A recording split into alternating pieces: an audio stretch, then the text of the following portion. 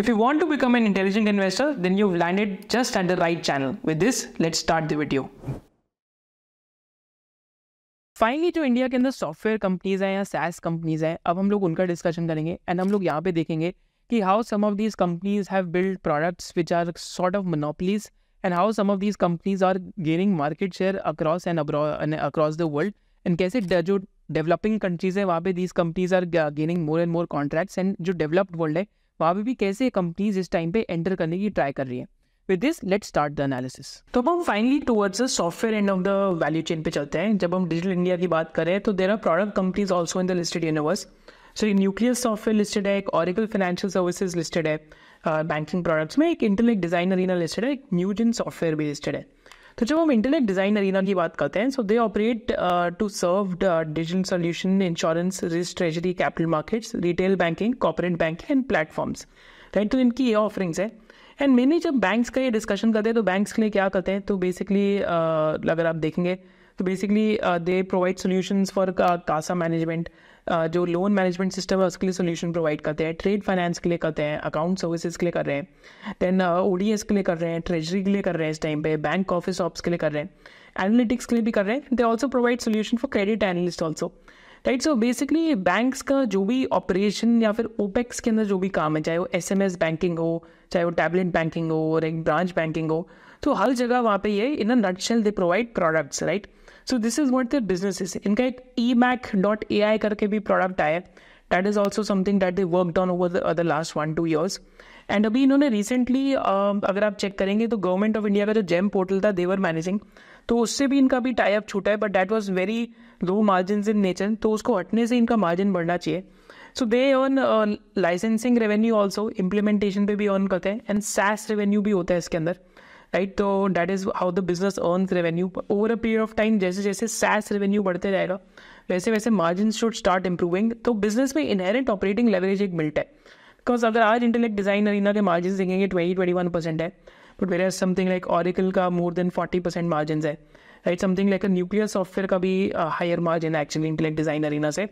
So those are companies which are much more mature into their growth curve. So as and when their investments stop, they also might start going towards that margin level. तो I think management ने guide करा है कि अगर 10% top line growth आएगी तो 20% PAT growth आएगी, 15% आएगी तो 30% पैट ग्रोथ आएगी. तो यहाँ पे ये चल रहा है कि ऑलरेडी प्रोडक्ट्स बिल्ड हो चुके हैं, अब उनकी लाइसेंसिंग हो रही है, धीरे धीरे SaaS रेवेन्यू बढ़ते जाएगा, एंड ऑल्सो उन प्रोडक्ट्स का कैपिटलाइजेशन हो रखा है, तो धीरे धीरे करके अमोर्टाइजेशन एंड डेप्रिसिएशन के एक्सपेंस भी धीरे धीरे बढ़ेंगे. But operating leverage built in to the business है in a very simple nutshell. Finally फिर न्यूजन की बात करते हैं तो न्यूजन सॉफ्टवेयर अभी नो कोड और लो कोड के अंदर है, mobile app development, business rule management and portal interface development में. तो न्यूजन बेसिकली जो डेवलपिंग मार्केट्स हैं, जो मीना मार्केट्स होगी, middle east and Asia markets होगी, वहाँ पे इस टाइम पे इनका बिजनेस काफ़ी तेज़ी से ग्रो कर रहा है. They were also sitting on operating leverage, जैसे इंटेलेक्ट डिजाइन अरीना साथ हो रहा है अभी, and a lot of operating leverage in their business has played out. Right, तो no code and low code के अंदर they are the market leaders, but this is also one part of the value chain जो banking product के अंदर exist करती है. Idea क्या है वीडियो का, टॉप डाउन एनालिसिस करना कि कौन कौन से बिजनेसेस एग्जिस्ट करते हैं यहाँ पे. तो न्यूजन भी एक ऐसा बिजनेस है. देन न्यूजन के केस में देखते हैं तो 61% एन्युटी रेवेन्यू, माने वो रेवेन्यू जो रखेंगे. सेल ऑफ प्रोडक्ट्स 18% के आसपास है, सेल ऑफ सर्विसेज 21% है, एंड मीना मार्केट्स, राइट, जो EMEA मार्केट्स है, emerging East Asia, 32% of sales है, एशिया पैसिफिक 13% है, USA 24% है, इंडिया 31% है. तो न्यूजन में भी काफ़ी स्ट्रॉन्ग ग्रोथ आई है, and remains to be seen कि इनका मार्जिन क्या यहाँ से भी एक्सपैंड हो गया और they will start reinvesting. That is something that will be interesting to see, because 65% इनका revenue is contributed by banking today. Right, finally एक और हमारे पास जो IT प्रोडक्ट कंपनी है, that is a company by the name of RateGain.